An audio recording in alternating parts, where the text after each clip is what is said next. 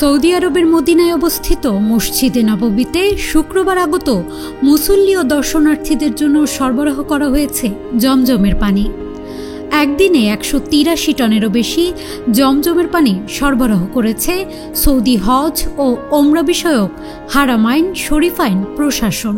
ওয়ালটন এখন দেশের সীমানা পেরিয়ে পৌঁছে গিয়েছে 50টিরও বেশি দেশে। ওয়ালটন, ঘরে ঘরে বিশ্বজুড়ে। সৌদি বার্তা সংস্থা এসপিএ জানিয়েছে, পানি বিতরণের জন্য ব্যবহার করা হয়েছে বিশেষভাবে নকশা করা 6178টি কুলার। এই কুলারগুলো মসজিদের প্রবেশপথ, বারান্দা, করিডোর ও নামাজের ফ্লোরে রাখা হয়, যাতে মুসল্লিরা সহজেই জমজমের পানি পান করতে পারেন।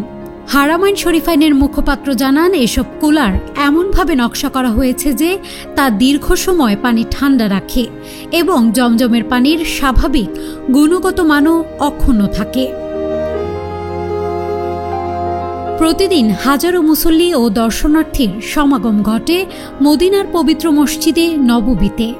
তাদের আরাম ও সুবিধা নিশ্চিত করতে নিয়মিত এ ধরনের বিশেষ সেবা দিয়ে থাকে সৌদি প্রশাসন। News desk, Manabzamin.